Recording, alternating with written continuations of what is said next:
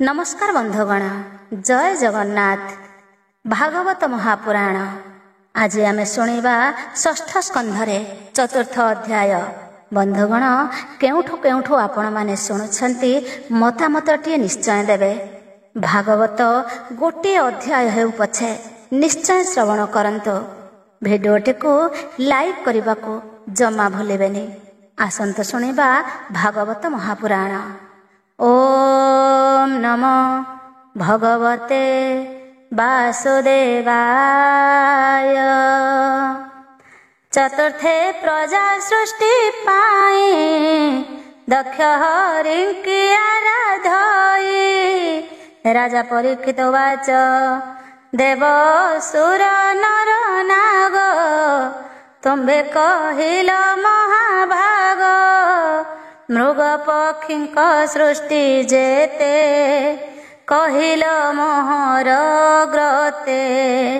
जेते स्वयंभू मनंतरे संक्षेपे कहिल मोहरे। से मनंतरे भगवान जे अनुसर्गर विधान। जेमंत आत्मा शक्ति घेनी सर्जिले प्रभु अंतर्जामी। से कथा शुणिबाकु मोर श्रद्धा बलिला मुनिवर। श्रुतवाच राजार प्रश्न शुणी कर्णे आनंदे हरस बदने।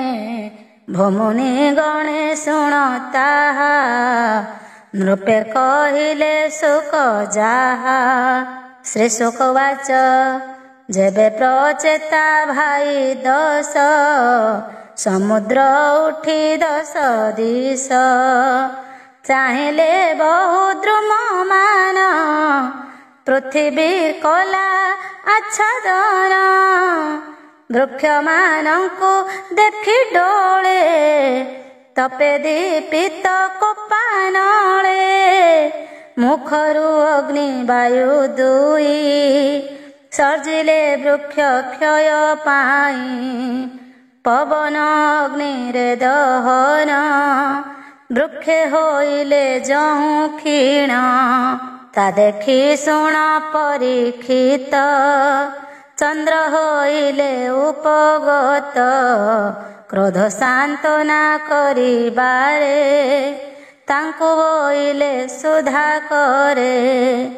भस्वामी माने तुम्भे शुण वृक्षे होइले अति क्षीण। दहन न करटियार तुम्भे जे पति प्रजांकर। प्रजापतिंक पति हरि अव्यय पुरुष मुरारी। औषधि वनस्पति जेते तार संचिलाए जगते।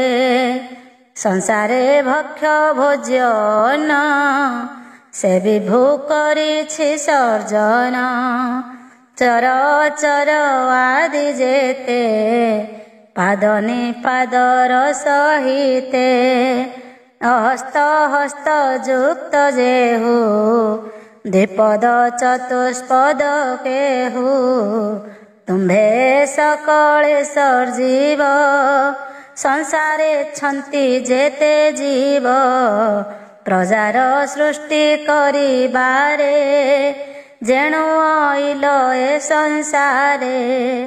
शुणिमा हेउ सावधान दहन न कर ए वन।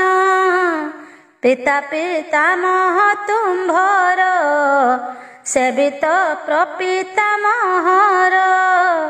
न कर सत्य मार्ग दूर क्रोध नल दूर कर।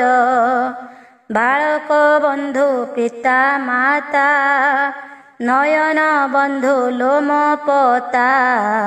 भिक्षुक बंधु गृही जन अज्ञर बंधु सुज्ञ जन। स्त्रीर बंधु स्वामी निज प्रकार बंधु महाराज। जीवर हृदय गते हरि ଅଛନ୍ତି ଆତ୍ମା ରୂପ ଧରି। ଯେ ସର୍ବ ସମାନ ଦେଖଇ ତାହାକୁ ଜ୍ଞାନୀ ବୋଲି କହି। କ୍ରୋଧକୁ ଜିଣେ ଯେଉଁ ନର ସେ ଜାଣ ତ୍ରିଗୁଣ ବାହାର। କଲ୍ୟାଣ ହୋଇବ ତୁମ୍ଭର ସେ ଶତ୍ରୁମକୁ ରକ୍ଷା କର। ବୃକ୍ଷ ପାଳିତ ଯେଉଁ କନ୍ୟା ସେ ହେଉ ତୁମ୍ଭ ମନୋରମା। ଏତେକ କହି ରାଜା ସୋମ ଆନନ୍ଦେ ହରଷ ବଦନ। କନ୍ୟାକୁ ଆଣି ତାଙ୍କୁ ଦେଲେ ହରଷେ ନିଜ ପୁରେ ଗଲେ। ସେମାନେ କନ୍ୟା ଆଗୁ ସାରି ବିବାହ ହୋଇଲେ ଧର୍ମେ କରି। ତାହାଙ୍କ ବୀର୍ଯ୍ୟେ ସେ କନ୍ୟାର ଜନ୍ମିଲେ ଦକ୍ଷ ବେଦବର। ଯାହାର ପ୍ରଜାର ସର୍ଜନେ ପ୍ରଜା ପୂରିଲେ ତ୍ରିଭୁବନେ। ଯେମନ୍ତେ ଦକ୍ଷ ପ୍ରଜାପତି ସର୍ଜିଲେ ସର୍ବଭୂତ ସ୍ଥିତି। ମାନସେ ବିଜେ ଅବା ଯାହା ସର୍ଜିଲେ ଶୁଣ କହୁଁ ତାହା। ପ୍ରଥମେ ମନୁ କଲା ଜାତ ସେ ପ୍ରଜାପତି ଲୋକନାଥ। ଦେବ ଅସୁର ନର ଆଦି ଆକାଶ ଜଳ ସ୍ଥଳ ସିଦ୍ଧି। ପ୍ରଜା ବୃଦ୍ଧି ଦେଖି ଦକ୍ଷ ମନରେ କଲେ ଅତି ଦୁଃଖ। ବିନ୍ଧ୍ୟ ପର୍ବତକୁ ସେ ଯାଇ ତପ ଆରମ୍ଭ କଲେ ତହିଁ। ତକ୍ଷଣେ କରି ଆଚମନ ଯେ ତୀର୍ଥ ଘମର ସଣ। ଯାହାର ଜଳ ସ୍ପରଶରେ ସକଳ ପାପ ଯାଇ ଦୂରେ। ତହିଁ ବସିଲେ ତପ କରି ତୋଷିଲେ ପ୍ରଭୁ ନର ହରି। ଏହି ସ୍ତବରେ କଲେ ସ୍ତୁତି ଯେଣେ ପ୍ରସନ୍ନ ଶ୍ରୀପତି। ପ୍ରଜାପତି ଉବାଚ ନମସ୍ତେ ପ୍ରଭୁ ଆଦି ଧାତା। ଜୀବ ମାୟାର ଯେ ନିୟନ୍ତା। ଅଦୃଷ୍ଟ ଯାହାର ମହିମା ଗୁଣ ବୁଦ୍ଧିରେ ନୁହେଁ ସୀମା। ଯାହାର ଆଜ୍ଞାରେ ଜଗତ ନମସ୍ତେ ପ୍ରଭୁ ଆଦିଭୂତ। ଯାହାର ସଖା ଅଟେ ଜୀବ ନ ଜାଣେ ତାହାର ପ୍ରଭାବ। ଏ ଦେହେ ସମାନେ ବସଇ ତଥାପି ଜୀବନ ଜାଣଇ। ପ୍ରକାଶ ଇନ୍ଦ୍ରିୟ ଗଣର ଯେହ୍ନେ ବିଷୟ ଗୋଚର। ସଂସାରେ ଅଛି ପୂର୍ଣ୍ଣ ହୋଇ ସେ ମହେଶ୍ୱରଙ୍କୁ ନମଇ। ଦେହ ଇନ୍ଦ୍ରିୟ ପ୍ରାଣ ମନ ସେ ଭୂତ ମାତ୍ରାଦି ପଞ୍ଚମ। ଏମାନେ ନିଜ ସ୍ୱରୂପକୁ ନ ଜାଣେ କେହି ଯେ କାହାକୁ। ଜୀବ ଯେ ସର୍ବ ଜାଣଇ ସେ ଜୀବ ଯାକୁ ନ ଜାଣଇ। ସକଳ ଭୂତରେ ଯେ ଥାଇ ତାହାକୁ କେହି ନ ଜାଣଇ।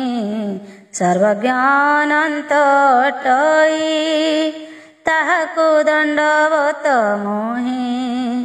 ସମାଧି ଯୋଗେ ଦୃଷ୍ଟି ସ୍ମୃତି ବିନା ସେ ଯେ ହୋଏ ପ୍ରତୀତି।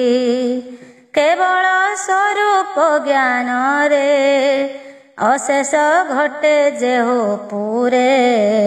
ଯେ ହଂସ ଶୁଦ୍ଧ ଚିତ୍ତ ଘର ତାହାକୁ ମୋର ନମସ୍କାର। ହୃଦ ପଦ୍ମରେ ଯାକୁ ଧରି ପଣ୍ଡିତେ ଧ୍ୟାନକୁ ଆଚରି। ଅଶେଷ ବିଶେଷ ମାୟାର ନିଷେଧ ଅନୁଭବ ଯାର। ସେ ସର୍ବରୂପ ସର୍ବନାମ सकल जाहार भियाण से प्रभु हुअन्तु प्रसन्न सर्वकारण भगवान भजन करन्ति जे जने ए बुद्धि इंद्रिय वचने जे प्रभु एथु अगोचर ताहांको मोर नमस्कार जहा ठावरे जहा ताहूँ जे सर्वरूप एक देह जे कार्य कराई करई जाहार तहु आन नाही पर उपरे जे हो पर आद्य सिद्ध जे ईश्वर एमंत जे हो परम ब्रह्म ताहांको नमस्कार मम निज शक्ति माने जाहार वादी विवादी मानकर विवाद विसंवाद करी प्राणी मानक चित्त हरि एमंत अनंत जागुण नमयी ताहार चरण संसारे अस्ति नास्ति जेते वस्तुर निष्ठा एहि मते सांख्य जगरे प्रवर्तित से समलप बहुत भिन्न विरुद्ध धर्म से ही ता बिनु आन केहि नाही पाद पद्मरे जेल भई ताहारे अनुग्रह पाई पद्म पादरे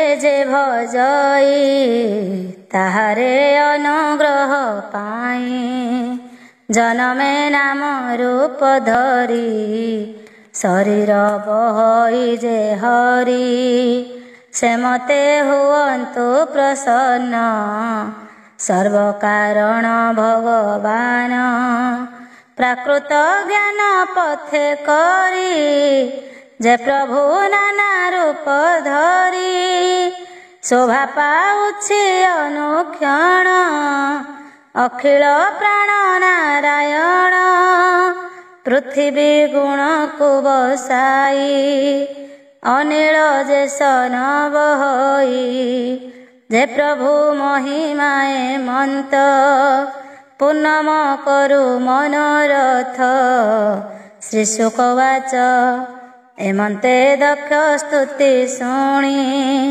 प्रसन्न होई चक्रपाणी तक्षणे अघमर शणे आसी मिलिले नारायणे शुण हे कुरु नृपवर भक्त वत्सल चक्रधर आरोही जान खगराज लंब सुंदर अष्टभुज शंख चक्र चर्म खड़ग गदा सिपाश सारंग धरिण छन्ति अष्टकर अद्भुत रूप मनोहर पीतवसन घन श्याम वदन ईक्षण प्रसन्न निबिड़ अंगे वनमाल शोभित मकर कुंडल श्रीवत्स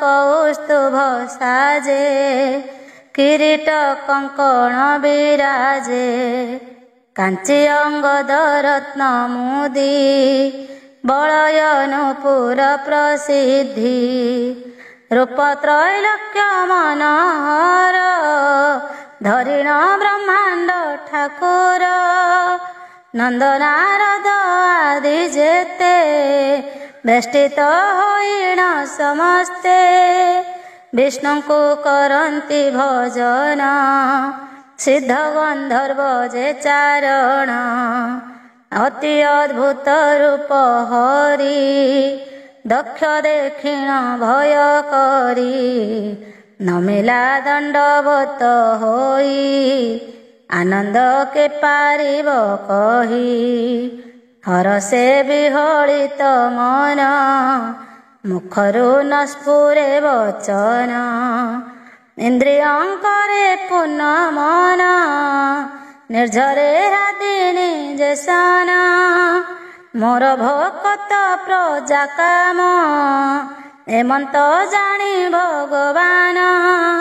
ସକଳ ପ୍ରାଣୀଙ୍କର ମନ, ଜାଣନ୍ତି ପ୍ରଭୁ ଭଗବାନ। ପ୍ରଜାପତିଙ୍କି ଚାହିଁ ହରି, କିଛି ବୋଇଲେ ଦୟା କରି। ଶ୍ରୀ ଭଗବାନ ବାଚ ହେ ପ୍ରାଚେତସ ମହାଭାଗ, ତୁମ୍ଭରେ ମୋର ଅନୁରାଗ। ଯେଣୁ ଭକତି ଦୃଢ଼ ମତେ, ଭଜିଲ ମୋହର ଚରଣେ। ଯେଣୁ ତ ତପ ଜନହିତ, ପ୍ରସନ୍ନ ହେଲୁ ପ୍ରଜାନାଥ।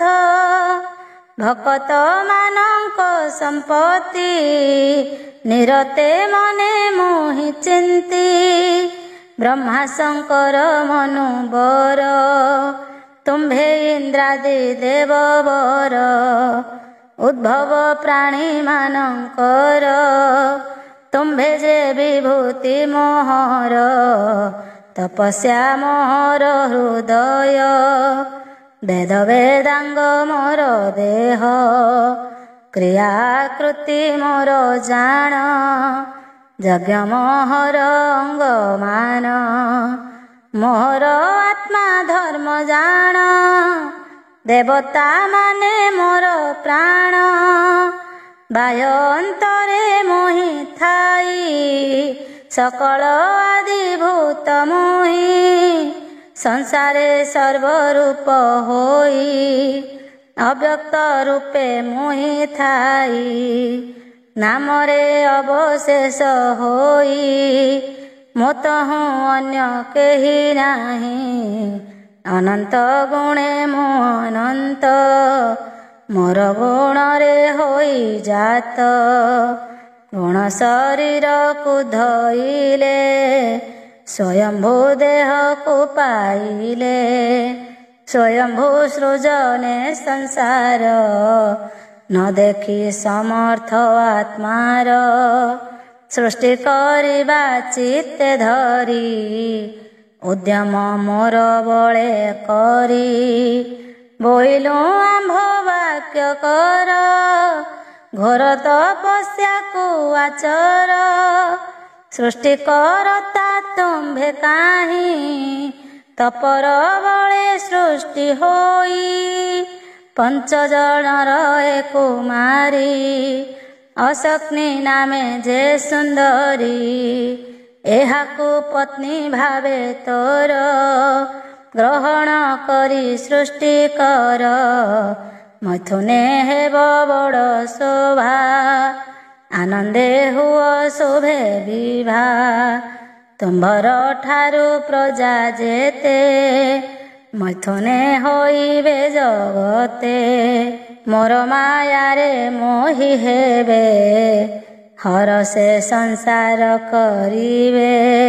ଶ୍ରୀ ଶୁକବାଚ ଏତକ କହି ଭଗବାନ, ଅଖିଳ ସଂସାର କାରଣ। ସ୍ୱପ୍ନେ କହିଲା ପ୍ରାୟ କରି, ଅନ୍ତର ହୋଇଲେ ମୁରାରି। ଏ ଦକ୍ଷ ପ୍ରଜାପତି କଥା, କଳ୍ପଭେଦର ଯେ ବ୍ୟବସ୍ଥା। ବୋଲଇ ବିପ୍ର ଜଗନ୍ନାଥ, ଶ୍ରୀକୃଷ୍ଣ ଚରିତମୃତ। ଇତି ଶ୍ରୀମଦ୍ଭାଗବତେ ମହାପୁରାଣେ ପାରମହଂସ୍ୟାಂ ସଂହିତାୟାं ଷଷ୍ଠ ସ୍କନ୍ଧେ ହଂସଗୁହ୍ୟସ୍ତବ ନାମ ଚତୁର୍ଥ ଅଧ୍ୟାୟ। ପଞ୍ଚମ ଅଧ୍ୟାୟ। ପଞ୍ଚମେ ନାରଦର କୂଟ, ବଚନେ ପଡ଼ି ପୁତ୍ର ନଷ୍ଟ। ହେବାର ଜାଣି ଦକ୍ଷ କ୍ରୋଧେ, ସାପ ଯେ ବିହିଲେ ନାରଦେ। ଶ୍ରୀ ଶୁକବାଚ ବିଷ୍ଣୁ ମାୟାର ପ୍ରଭାବରୁ, ପଞ୍ଚଜନ କନ୍ୟା ଗର୍ଭରୁ। ହର୍ଯସ୍ୱରାମରେ ଅୟୁତ, ସେ ଦକ୍ଷ ଜନ୍ମାଇଲେ ସୁତ।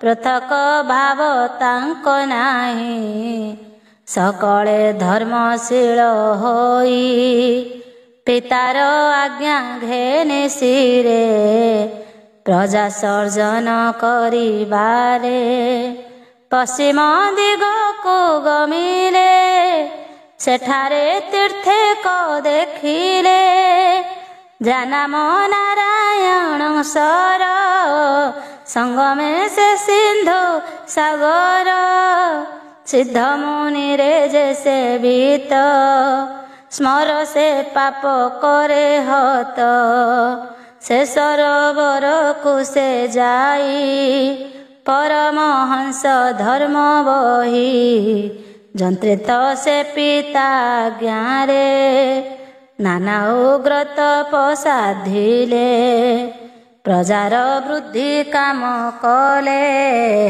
तपसाधने मन देले नारद आसी तत्क्षण कहिले अमृत समान हर्ष से शुण मो उत्तर केमंते तुम्भे प्रजा कर पृथ्वीर परिमाण काहि केबे की देखिअछ केहि तुम्भे बालक बुद्धि कर सृष्टि करबाकु विचार एक गोटी जे राज्य अछि एक पुरुष तहि अछि गौर गोटिए अछई जहिरु केहि न फेरई बहुरो पर स्त्री एक अछि पुंश्चली पति एक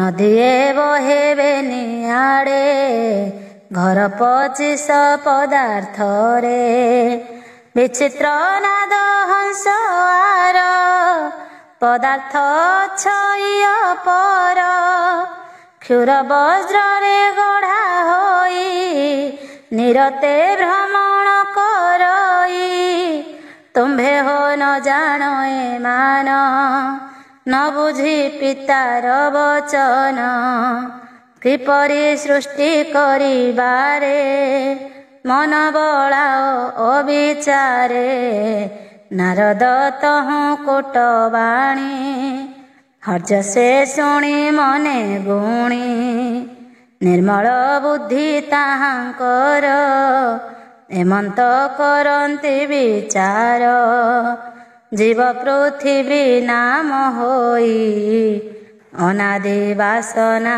को पाई जेणु ए बहई शरीर कारण जे आत्मा बंधर अदृश्य एहार निर्वाण तेणु न जानी परिमाण असत कर्म प्रवर्तने कि अर्थ लाभ ए साधने एक पुरुष जे ईश्वर समस्त साक्षी से राज्यर नित्य मुकत भगवान तेणे तो नाही आंभ ज्ञान पुरुष जहि प्रवेशिले बाहुड़ी न आसई भले पाताल गति प्राय होई ज्योति स्वरूप ब्रह्ममयी तहिरे आंभ नाही ज्ञान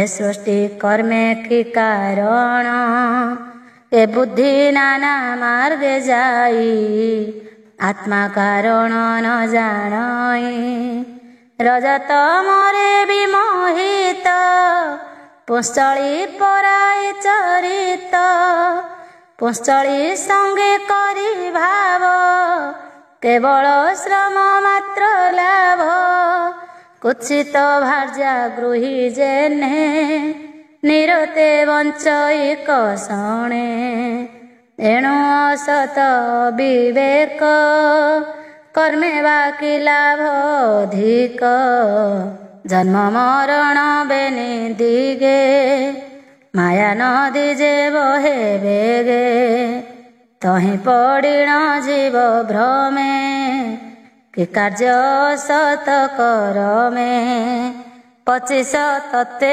ଗଢ଼ା ଦେହ ଶ୍ରୀହରି ତହିଁର ଆଶ୍ରୟ ତାହାଙ୍କୁ ନ ଜାଣିଣ ଭଲେ କି ଲାଭ ତୁଚ୍ଛା କର୍ମ କଲେ ବିଚିତ୍ର ନାଦ ହଂସ ସେହି ଅଧ୍ୟାତ୍ମ ଶାସ୍ତ୍ର ଯେ ବୋଲାଇ ତହିଁର ତତ୍ତ୍ୱ ନ ଜାଣିଲୁ ଅସତ କର୍ମରେ ଫୁଟିଲୁ ଯାଚକ୍ର ତୀକ୍ଷ୍ଣ ଖୁର ଧାର ବଜ୍ର କଠିନ ଯେହୁ କାଳ ସ୍ୱତନ୍ତ୍ରେ କରଇ ଭ୍ରମଣ ଜଗତ କରେ କରସଣ ତାହାର ଗତି କିନ ବୁଝି ଅସତ କର୍ମେ କିମ୍ପା ମଜି ଅଧ୍ୟାତ୍ମ ଶାସ୍ତ୍ର ପିତା ସମ ନ ବୁଝି ତାହାର ମରମ ପ୍ରବୃତ୍ତି ମାର୍ଗେ କରି କର୍ମ କିମ୍ପା ହୋଇବା ତୁଚ୍ଛା ଭ୍ରମ ଏମନ୍ତ ମନେ ବିଚାରିଲେ ହର୍ଯସ୍ୱେ କଚିତ ହେଲେ ନାରଦେ କରି ପ୍ରଦକ୍ଷିଣ ଗଲେ ଅନିବର୍ତ୍ତ ପଥେଣ ଅଚ୍ୟୁତ ବ୍ରହ୍ମ ଋଷିକେଶ ଅଖିଳ ପ୍ରଭୁ ପିତବାସ ଅଭୟ ପାଦ ପଙ୍କଜରେ ଅଖଣ୍ଡ ଚିତ୍ତ ହୋଇ ସ୍ଥିରେ ଆନନ୍ଦ ହୋଇ ମୁନିବର ଗମନ କଲେ ନିଜପୁର ସୁତମାନଙ୍କ ନାଶ ଶୁଣି ନାରଦ କୃତ ବୋଲି ଜାଣି ପୁତ୍ରଙ୍କ ଗୁଣ ସୁମରିଲେ ଦକ୍ଷ ଅନେକ ଶୋକ କଲେ ଅଜଙ୍କ ବାକ୍ୟ ଶାନ୍ତ ହୋଇ ପୁଣି ଅସ୍ୱୀକାର ତହିଁ ବୀର୍ଯ୍ୟ ଆଧାନ କଲେ ଦକ୍ଷ ପୁତ୍ର ଜନ୍ମିଲେ ସବଳାସ ସହସ୍ର ପରିମିତ ହୋଇ ସର୍ବେ ଜନ୍ମିଲେ ଦେହ ବହି ପିତାର ଆଜ୍ଞାକୁ ଧଇଲେ ପ୍ରଜା ସର୍ଜନେ ମନ ଦେଲେ ଯେ ନାରାୟଣ ସରୋବର ତହିଁକି ଗଲେ ଖରତର ସେ ତୀର୍ଥ ସ୍ପରଶ ମାତ୍ରକେ ଧୌତ ହୋଇଲେ ପାତକେ ପରମ ବ୍ରହ୍ମ ଜପ କରି ମହତ ତପକୁ ଆଚରି କେତେ ହେଁ ଦିନ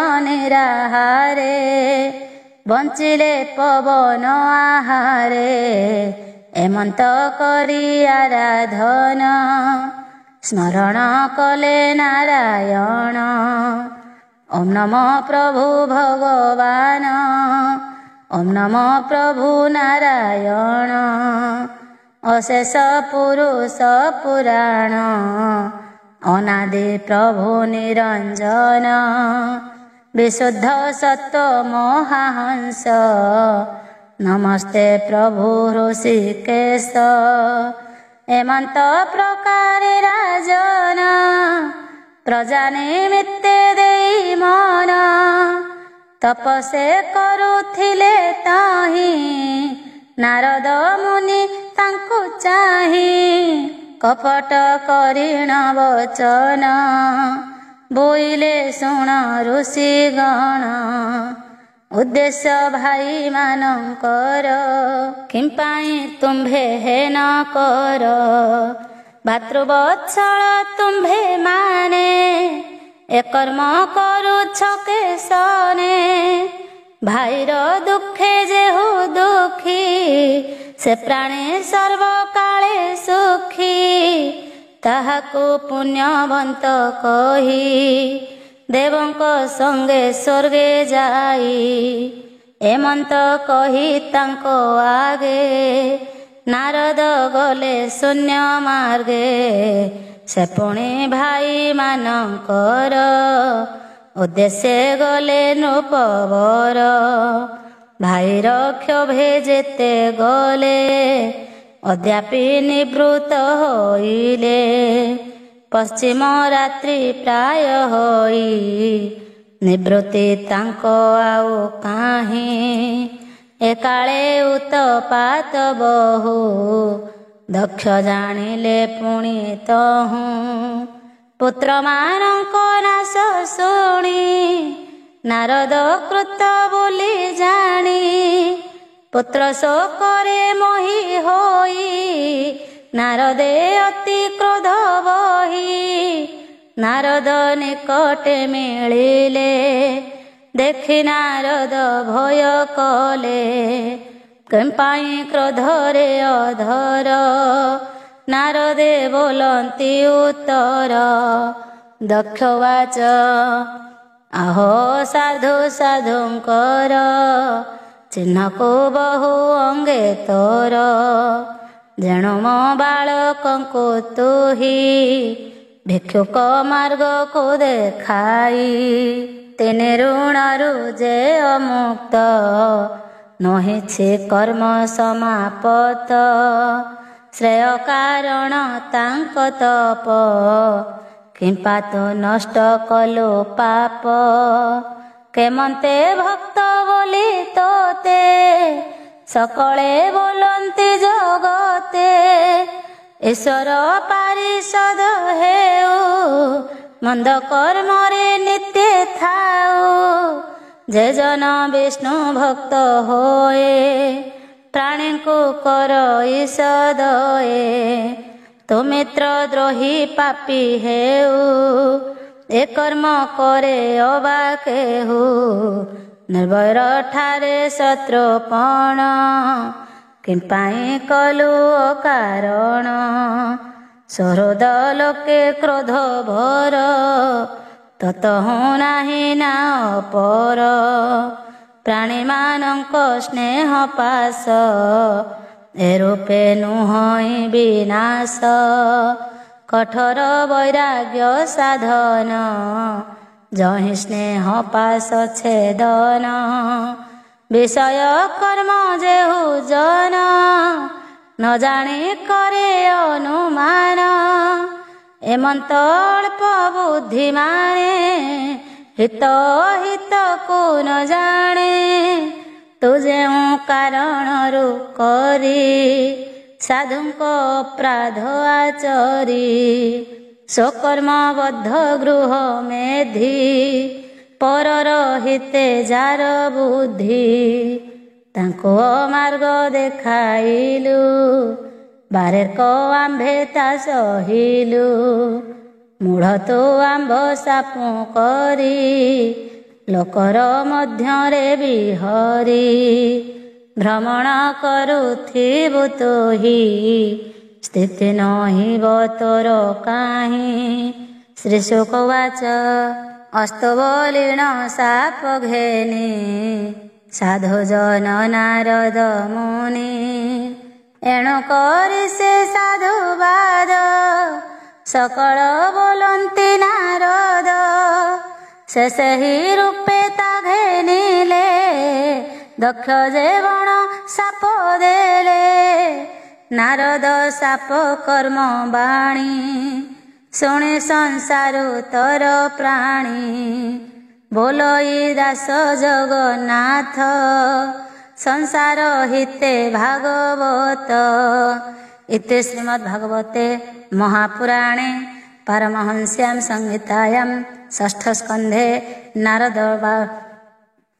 ନାରଦ ଶାପ ନାମ ପଞ୍ଚମ ଅଧ୍ୟାୟ। ଷଷ୍ଠ ଅଧ୍ୟାୟ। ଷଷ୍ଠରେ ଦକ୍ଷ କନ୍ୟା ବଂଶ ପୃଥକ ପୃଥକ ପ୍ରକାଶ। ଶ୍ରୀ ଶୁକବାଚ ଶୁଣ ରାଜନ ଏ ଅନ୍ତରେ ଦକ୍ଷ ଯେ ବ୍ରହ୍ମାଙ୍କ ଆଜ୍ଞାରେ। ଭାରି ଯା ଅସିକ୍ନିଙ୍କ ଠାରେ 60 କନ୍ୟା ଜନ୍ମାଇଲେ। ଧର୍ମଙ୍କୁ ଦେଲେ କନ୍ୟା 10 କଶ୍ୟପେ ଦେଲେ 13। ସପ୍ତବିଂଶତି ଚନ୍ଦ୍ର କରେ ପ୍ରଦାନ କଲେ ଆନନ୍ଦରେ।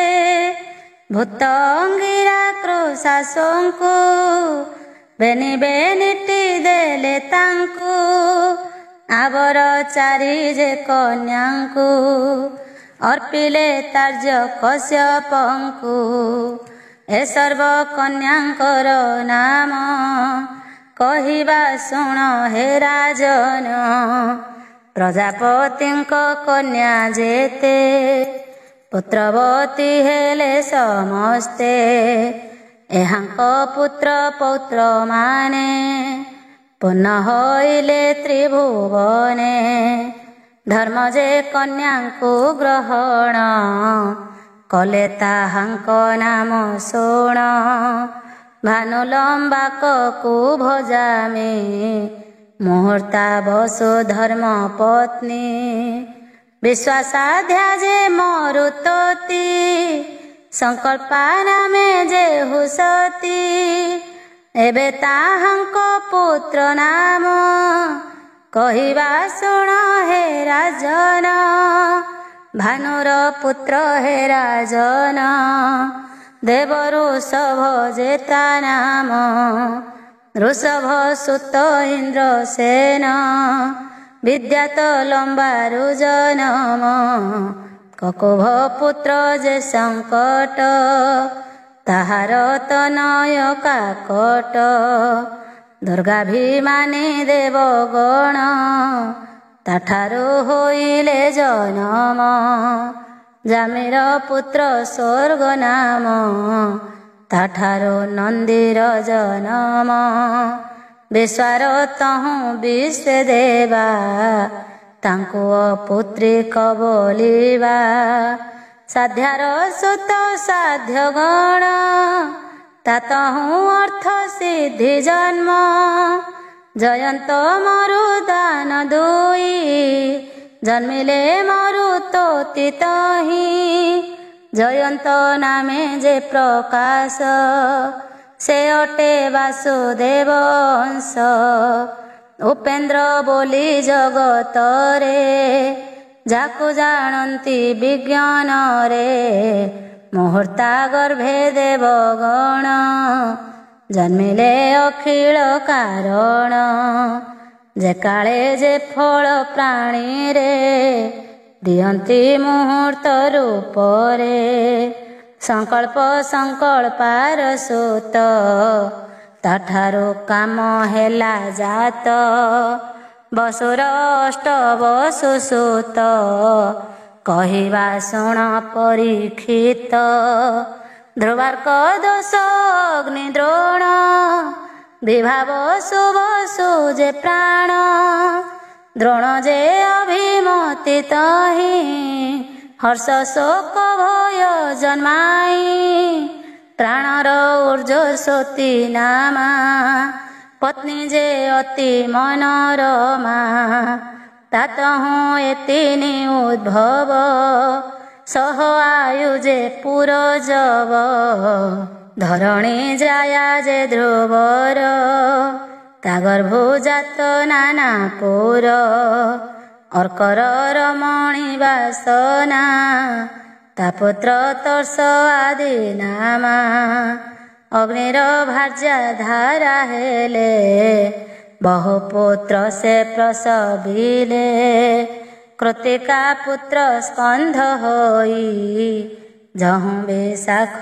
ଆଦି ହୋଇ ସର୍ବରୀ ରମଣୀ ଦୋଷର ତାହାର ପୁତ୍ର ଶିଶୁ ମାର ଈଶ୍ୱର ଅଂଶ ସେ ଅଟଇ ଜଗତ ବ୍ୟାପିତ ସେ ହୋଇ ବସୁବନିତାଙ୍ଗୀ ରସି ତହୁଁ ବିଶ୍ୱକର୍ମା ପ୍ରକାଶୀ ସକଳ କଳା ମାନଙ୍କର ସ୍ୱାମୀ ଅଟଇ ଜଗତର ସେ ବିଶ୍ୱକର୍ମା ବିର୍ଜୁ ଜାତ ଚାକ୍ଷୁଷ ମନୁ ନାମେ ସୁତ ବିଶ୍ୱେ ଦେବାଦି ସାଧ୍ୟ ଯେତେ ମନୁର ପୁତ୍ର ଏ ଜଗତେ ବିଭାବ ସୁର ତିନି ସୁତ ଓଷା ଗର୍ଭରୁ ହେଲେ ଜାତ ତାହାଙ୍କ ନାମ ଶୁଣ ନୃପ ବ୍ୟଷ୍ଟର ଚିଶ ଯେ ଆତପ। ଏ ତିନି ପୁତ୍ରଙ୍କ ମଧ୍ୟର ଆତପ ନାମ ଅଟେ ଯାର। ତାଠାରୁ ଦିବସ ଜନମ ଯାହାର ନାମ ପଞ୍ଚଜାମ। ଯାହେତୁ ପ୍ରାଣୀ ଜାଗରିତ ସଂସାରେ ହନ୍ତି ଆତ ଜାତ। ଏବେ ସେ ଭୂତଙ୍କର ବଂଶ କହିବା ଶୁଣ ନର ଈଶ। ଯେ ପତ୍ନୀ ସ୍ୱରୂପା ନାମେଣ ତାଠାରୁ ଜାତ ରୁଦ୍ର ଗଣ। ତାହାଙ୍କ ନାମ ଏକ ଏକ କହିବା କର ହେ ବିବେକ। ରହିବ ତ ଭବ ଭୀମ ଉଗ୍ର ବୃଷା କପି ଯେ ବାମ। ଅଜୈକ ପାଦ ହି ବୁଦ୍ଧ ମହାନ ବହୁ ରୂପ ନାମ। ଏକାଦଶ ରୁଦ୍ର ଗଣ ଜନମ ହେଲେ ପୃଥିରେଣ। ରୁଦ୍ରର ପାରିଷଦ ଯେତେ କହିବି ଏକେ ଏକେ କେତେ। ପ୍ରେତ ବିନାୟକ ଯେ ଘୋର ଏମନ୍ତେ ଜନ୍ମିଲେ ଅପାର। ଅଙ୍ଗିରସ ଯେ ପ୍ରଜାପତି ତାହାର ପତ୍ନୀ ସୁଧା ସତୀ। ପିତୃଗଣଙ୍କୁ ସେ ଜନ୍ମାଇ ଆବର ଶୁଣ ଯାହା କହି। ଅଥର୍ବ ଅଙ୍ଗିରସ ବେଦ ସତୀର ପୁତ୍ର ଯେ ସମ୍ବାଦ। କୁଶାସ ନାମେ ପ୍ରଜାପତି ଅଚିଧେଷଣା ତା ଯୁବତୀ। ଧୂମକେତୁ ଯେ ଅଚି ସୁତ ଧେଷଣୀ ଠାରୁ ଚାରି ପୁତ୍ର। ବେଦଶ୍ରୀ ରାମନୁ ବୟୁନ ଦେବନ ଏ ଚାରି ନନ୍ଦନ। ଦକ୍ଷ ନାମରେ ଯେ କଶ୍ୟପ ତା ପତ୍ନୀ ନାମ ଶୁଣ ନୃପ। ଦିନତା ପତଙ୍ଗୀ ଯାମିନୀ କଦ୍ରୁଏ ଚାରୋଟି କାମିନୀ। ବିନତା ଗରୁଡ଼ ଅରୁଣ ଦୁଇ ସନ୍ତାନ କଲେ ଜନ୍ମ। ଗରୁଡ଼ ବିଷ୍ଣୁଙ୍କ ବାହନ ସୂର୍ଯ୍ୟଙ୍କ ସାରଥି ଅରୁଣ। ପତଙ୍ଗୀ ପତଙ୍ଗ ମାନଙ୍କୁ ଯାମିନୀ ସଲଭ ପୁତ୍ରଙ୍କୁ। କଦ୍ରୁର ଗର୍ଭୁ ନାଗ ଯେତେ ଉତ୍ପନ୍ନ ହୋଇଲେ ସମସ୍ତେ। କୃତିକାଦି ଯେତେ ରୁକ୍ଷ ଚନ୍ଦ୍ରର ପତ୍ନୀ ପ୍ରତ୍ୟକ୍ଷ।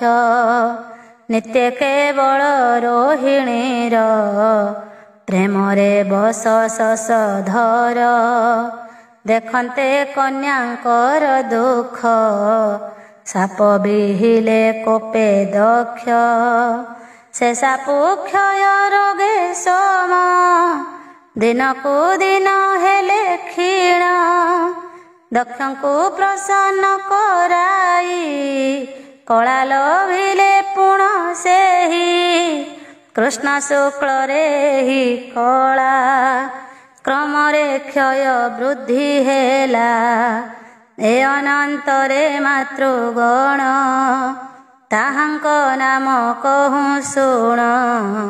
କଶ୍ୟପ ପତ୍ନୀ ମାନଙ୍କର କହିବା ନାମର ବିସ୍ତାର। ଯାହାର ପତ୍ୟରୁ କରି ଜଗତ ଯାକ ଅଛି ପୁରୀ। କୀର୍ତ୍ତନ କଲେ ତାଙ୍କ ନାମ ପ୍ରାଣୀ ଲଭନ୍ତି ସୁଖ ଧାମ। ତେଣୁ ମୁଁ ତୁମ୍ଭର ନିକଟେ ତାହାଙ୍କ ନାମକୁ ପ୍ରକଟେ। ଅଦିତି ଦିତି ଧନୁ ତିନି କାଷ୍ଠା ଅରିଷ୍ଟା ପୁଣ ବେଣୀ। ସୁରସାଇଳା ମୁନି ପୁଣି କ୍ରୋଧବଶତା ତରୁଣୀ। ସୁରଭି ଶରମା ପ୍ରକାଶ ତିମି ସହିତେ ତ୍ରୟୋଦଶ। ଏହାଙ୍କର ଯେ ହେଲେ ସୁତ କହିବା ଶୁଣ ପରୀକ୍ଷିତ ଜଳଜନ୍ତୁ ଏତିମି ଠାରୁ ସ୍ୱାପତେ ସରମି ଗର୍ଭରୁ ଗୋରୁ ମହିଷ ଆଦି ଯେତେ ଦିଖୁର ପଶୁ ଏ ସମସ୍ତେ ସୁରଭି ଠାରୁ ହେଲେ ଜାତ କହିବା ଶୁଣ ତାମ୍ରି ସୁତ ସେନ ରୁଦ୍ରାଦି ବିହଙ୍ଗମ ମୁନିର ଅପସରି ଗଣ ଦଣ୍ଡ ଶୁକାଦି ସର୍ପ ଯେତେ କ୍ରୋଧ ଶିଶୁତ ସମସ୍ତେ ଇଳାର ତହୁଁ ବୃକ୍ଷମାନ ସୁରସି ସୁତ ଜାତୁ ଧାନ ଗନ୍ଧର୍ବେ ଅରିଷ୍ଟାର ପୁତ୍ର କାଷ୍ଠାର ଏକ ଖୁର ସୁତ ଧନୁର 61 ସୁତ 18 ପ୍ରଧାନ ଯେ ପୁତ୍ର ଶୁଣ କହିବା ହେ ରାଜନ ଏହାଙ୍କ ଏକ ଏକ ନାମ ଦିମୂର୍ଧା ଅରିଷ୍ଟ ସମ୍ବର ହୟଗ୍ରୀବ ଯେ ଶଙ୍କୁଶିର ବିଭାବ ସୁଜେ ଅୟମୁଖ ବୃଷପର୍ବା ଯେ ବିରୂପାକ୍ଷ ସର୍ଭାନୁ କପିଳ ରୁଣ ପୁଲମା ଏକ ଚକ୍ର ଜାଣ ଧୂମ୍ରକେଶ ଅନୁତାପନ ଦୁର୍ଜୟ ବିପ୍ରଚିତ୍ତି ନାମ ସର୍ଭାନୁ କୁମାରୀ ସୁପ୍ରଭା ନମୁଚି ତାଙ୍କୁ ହେଲେ ବିଭା ରାଜନ ଯେ ବୃଷ ପର୍ବାର ଶର୍ମିଷ୍ଠା ନାମେ କନ୍ୟା ବର ଅତି ସୁନ୍ଦରୀ କନ୍ୟା ଥିଲା ଯଜାତି ତାକୁ ବିଭା ହେଲା ଧନୁର ପୁତ୍ର ବୈଶ୍ୱାନର 4ଟି କନ୍ୟା ହେଲେ ତାର ସେମାନେ ପରମ ସୁନ୍ଦରୀ କହିବା ନାମ ତାହାଙ୍କରି ଉପଦାନ ବିହୟ ଶିରି କାଳକା ପୁଲମା ସୁନ୍ଦରୀ ଉପଦାନ ବି କନ୍ୟା ତୁଲେ ହିରଣ୍ୟାକ୍ଷ ଯେ ବିଭା ହେଲେ ହୟଶିରି ନାମେ ସୁନ୍ଦରୀ କ୍ରତୁର ସେହି ହେଲା ନାରୀ ପୁଲମା କାଳକାଏ ଦୁଇ କଶ୍ୟପ ସଙ୍ଗେ ବିଭା ହୋଇ ବ୍ରହ୍ମାଙ୍କ ଆଜ୍ଞା ପାଇ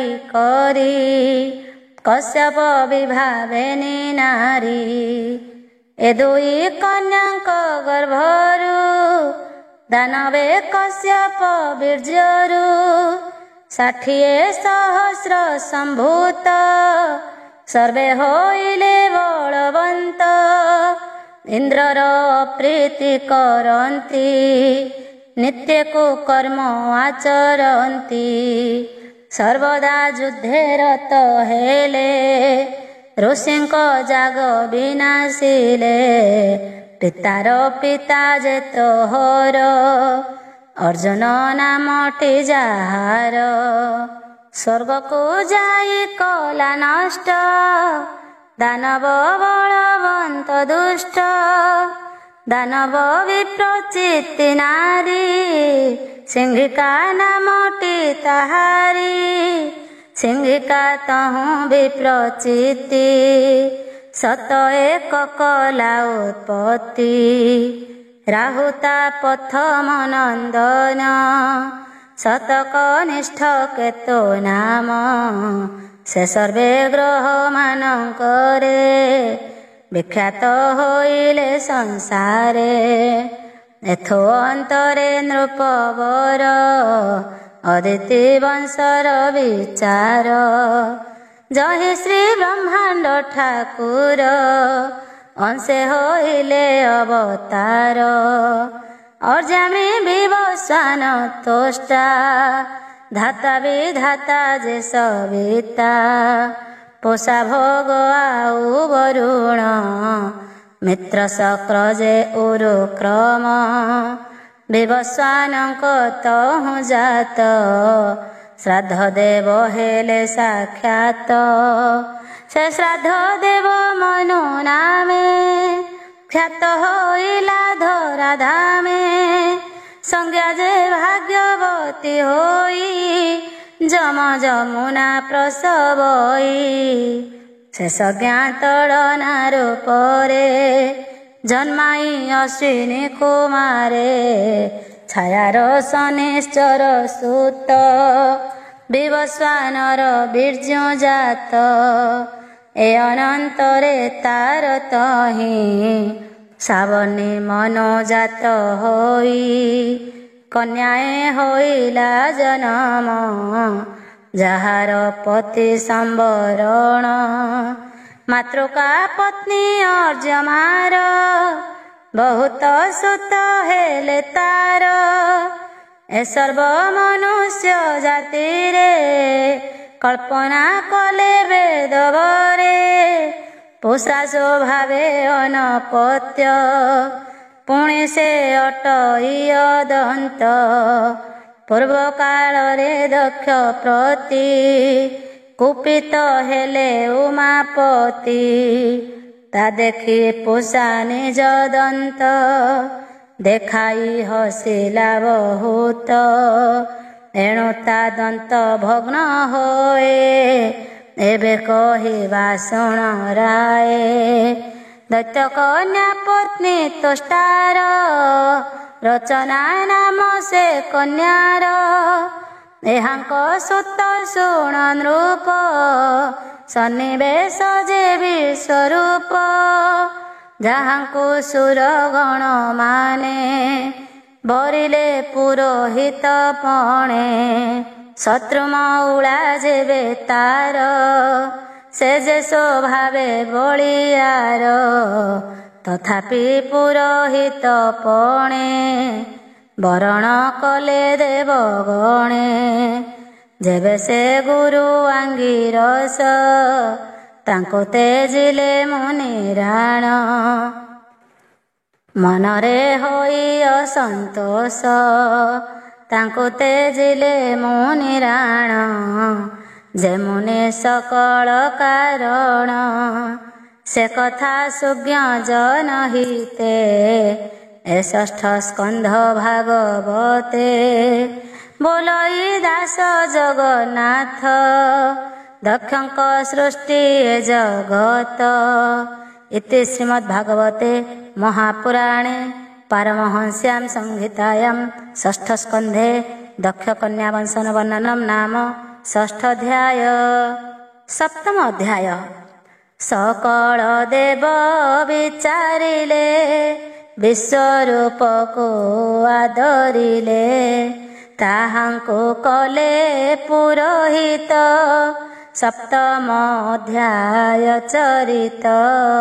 ରାଜା ପରୀକ୍ଷିତ ଉବାଚ କେଉଁ ହେତୁରୁ ଆଙ୍ଗିରସ ଦେବଙ୍କୁ କଲେ ଅବିଶ୍ୱାସ ତାଙ୍କର ଶିଷ୍ୟ ଦେବଗଣେ ତାଙ୍କୁ ଲଙ୍ଘିଲେ କି କାରଣେ ଏକଥା କହ ମୁନିବର ଯେବେ କରୁଣା ମୋତେ କର।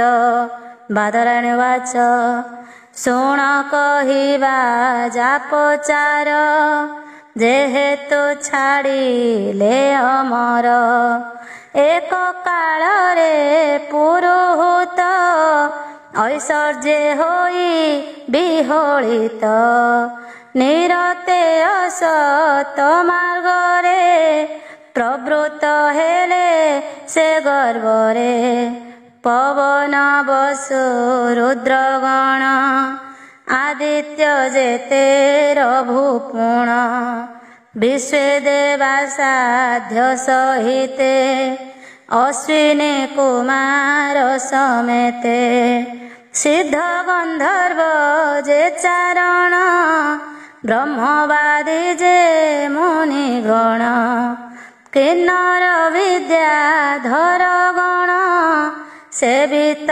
ଅପସରାମାନ ପତଙ୍ଗ ଉରଗ ଯେ ଆଦି ସେବନ୍ତି ଯେ ଯାହା ପ୍ରସିଦ୍ଧି ସ୍ତୁତି କରନ୍ତି ବନ୍ଦୀଗଣ आस्थाने बसी मघमान ललिते केहू गीत गाई चामर धरी के बिंचई चंद्रमंडल प्राय होई श्वेत छत्र जे शोभा पाई अन्य जे पारी सदगण विंचन्ति घेनीण व्यजन सचि संगते देवराय रत्न आसन रे विजय एमंत समय राजन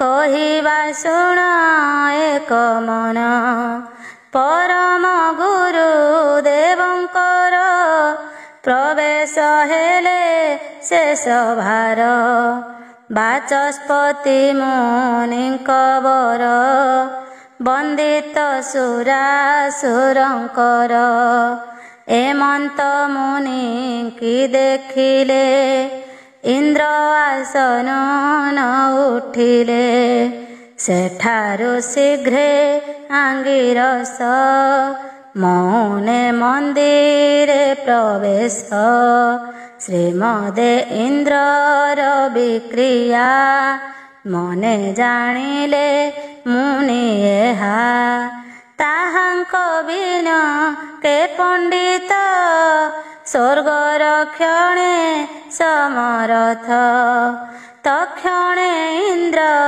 जानी करी गुरु अपराध विचारी आत्मा को इंद्र निंदा कला अनेक संताप पाइला बड़ साधु पण कली मु अल्प बुद्धि की पाइली अज्ञान ऐश्वर्य मदरे गुरु निंदिली मु सभारे मु देव मानक ईश्वर कली असुरंक भार जे महाराज चिन्ह बही मनरे मत गर्व बही धर्म धरता जेउ माने साधु पंडित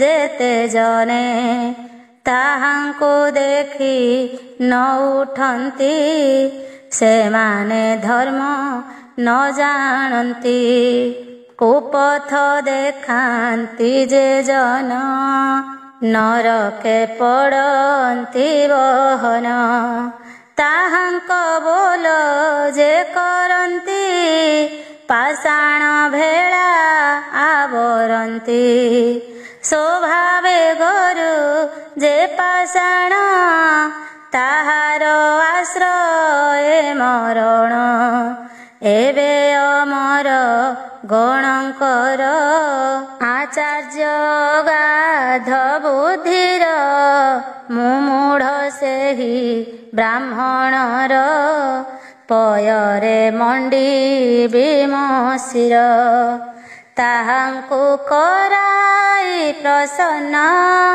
दुःखम होई बदहन एमंथ चिंता मने करी गुरु भुवने आगसरी गुरुता आगमन देखी गृह को गले से उपेक्षी गुरु दर्शन न पाई भय सकरे युक्त होई आत्मार अकुशल जाने चिंतित हेले वज्र पाणी एहा शुणी असुर माने शुक्र मंत्रींकर वचने देवंक नाश विचारन्ति स्वभावे दुर्मद हुअन्ति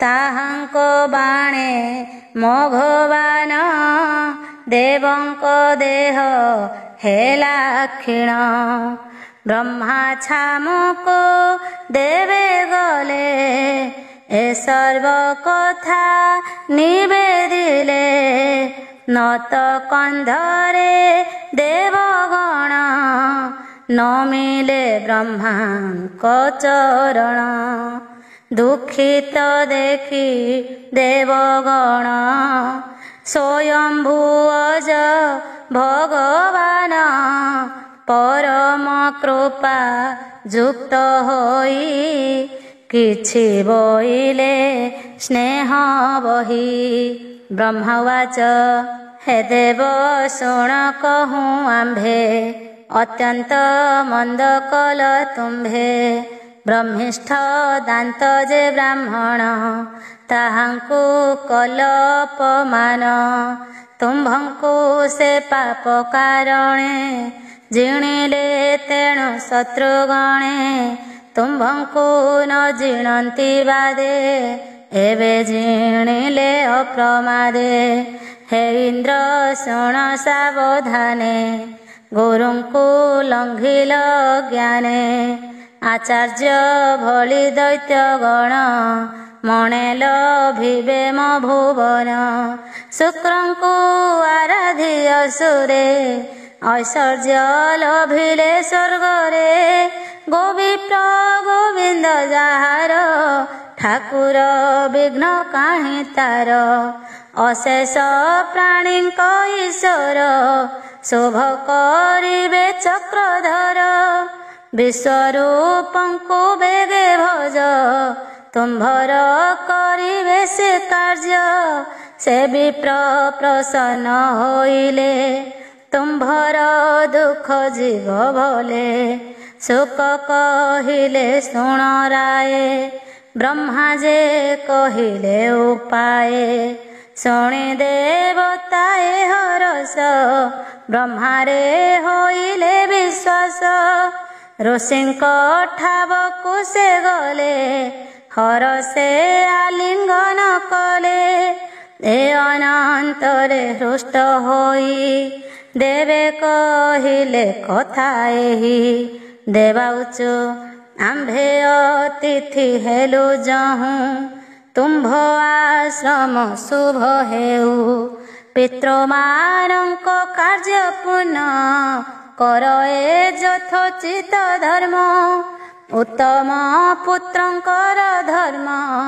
ଯେ ପିତୃଗଣ ଶୁଶ୍ରୂଷଣ ଗୃହ ସଜ୍ଜନଙ୍କ ଏ ଧର୍ମ ଅଧିକେ ବ୍ରହ୍ମଚାରୀ କର୍ମ ଆଚାର୍ଯ୍ୟ ବ୍ରହ୍ମାର ମୂରତି ପିତା ପ୍ରତ୍ୟକ୍ଷେ ପ୍ରଜାପତି ଭ୍ରାତା ଯେ ମୂରତି ଇନ୍ଦ୍ରର ମାତା ସାକ୍ଷାତେ ପୃଥିବୀର ଭଗିନୀ ଦୟାର ମୂରତି ଧର୍ମର ମୂରତି ଅତିଥି ଅଗ୍ନି ମୂରତି ଅଭ୍ୟାଗତ ଆତ୍ମାର ମୂର୍ତ୍ତି ସର୍ବଭୂତ ଶତ୍ରୁ ସକାଶୁ ପରାଭବ ଯେଣେ ପିତାଙ୍କ ଆର୍ତି ଭାବ ଏହି କାରଣ ମୁନିବର ତପସ୍ୟା ସାଧି ଦୂର କର ଗୌରୋପାଧ୍ୟାୟ ବ୍ରାହ୍ମଣ ବ୍ରହ୍ମିଷ୍ଠ ଯେତେ ତୁମ୍ଭ ଗୁଣ ତୁମ୍ଭଙ୍କୁ କଲୁ ପୁରୋହିତ ଶତ୍ରୁଙ୍କୁ ଜିଣିବୁ ତୁରିତ କାର୍ଯ୍ୟର ପ୍ରୟୋଜନ ପାଇଁ କନିଷ୍ଠ ପୂଜା ନିନ୍ଦ୍ୟ ନହି ବୟସେ ହେଲେ ହେ କନିଷ୍ଠ ଜ୍ଞାନରେ ଅଟ ତୁମ୍ଭେ ଜ୍ୟେଷ୍ଠ ଶ୍ରୀ ଶୁକବାଚ ତାହାଙ୍କୁ ପୁରୋହିତ ପଣେ ବରଣ କଲେ ଦେବଗଣେ ମୁନି ବିଶ୍ୱରୂପ ହସିଲେ ଦେବତା ମାନଙ୍କୁ ବୋଇଲେ ବିଶ୍ୱରୂପବାଚ ଭୋ ଦେବଗଣେ କହୁଁ ଶୁଣ ଆଚାର୍ଯ୍ୟ କାର୍ଯ୍ୟ ଦୋଷ ପୁଣ ନିନ୍ଦିତ କାର୍ଯ୍ୟ ପୌରୋହିତେ କିମ୍ପାରାଧ ତୁମ୍ଭେ ମତେ ହେ ଅଧୀଶ୍ୱର ତୁମ୍ଭେ ଶୁଣ ଅର୍ଥେ ମନାହିଁ ପ୍ରୟୋଜନ କ୍ଷେତ୍ରରୁ ଧାନ୍ୟାଦି ଗ୍ରହଣ କରି ବଞ୍ଚଇ ମୋହି ଦିନ। କିମ୍ପାଇଁ ତୁଚ୍ଛ ବୁଦ୍ଧି କରି ପୁରୋହିତ ପଣ ଆଚରି। ଅଜ୍ଞାନୀ ଲୋକ ଏହି କର୍ମ ପାଇ ହୁଅନ୍ତି ମହାପ୍ରେମ। ତଥାପି ତୁମ୍ଭର ପ୍ରାର୍ଥିତ ଆମ୍ଭର କରିବା ଉଚିତ। ତୁମ୍ଭର ଯେତେ କଥା ମାନ ସାଧିବୁ ଶୁଣ ଦେବଗଣ। ବାଦରାୟଣ ଉବାଚ ଏ ଅନନ୍ତରେ ବିଶ୍ୱରୂପ ବରଣ ହୋଇ ଶୁଣ ନୃପ। ଶ୍ରୀକୃଷ୍ଣ ବୋଲିଣ ସୁମରି ପରମ ସମାଧିରେ କରି। ଶୁକ୍ରର ବିଦ୍ୟା ବଳୁ କରି ଅସୁରଙ୍କର ଯେଉଁ ଶିରି। ନିଶ୍ଚୟ କରିଥିଲେ ନାଶ ଶୁଣ ରାଜନ ଇତିହାସ। ବୈଷ୍ଣବୀ ବିଦ୍ୟା ବୋଲି ଯାହା ଇନ୍ଦ୍ରଙ୍କୁ ଆଣିଦେଲେ ତାହା। ସେ ବିଦ୍ୟା ପ୍ରଭାବରୁ ଇନ୍ଦ୍ର ଜିଣିଲା ଯେ ଦାନବ ବୃନ୍ଦ। ମହତ ବିଶ୍ୱରୂପ ଧୀର ଦେଲେ ଇନ୍ଦ୍ରଙ୍କୁ ବିଦ୍ୟାସାର। ଇନ୍ଦ୍ରର ଗୁରୁଦ୍ରୋହ ଦୋଷ କହିଲା ଜଗନ୍ନାଥ ଦାସ। ଇତି ଶ୍ରୀମଦ୍ଭାଗବତେ ମହାପୁରାଣେ ପାରମହଂସ୍ୟାଂ ସଂହିତାୟାଂ ଷଷ୍ଠ ସ୍କନ୍ଧେ ବିଶ୍ୱରୂପୋପାଖ୍ୟାନ ନାମ ସପ୍ତମ ଅଧ୍ୟାୟ।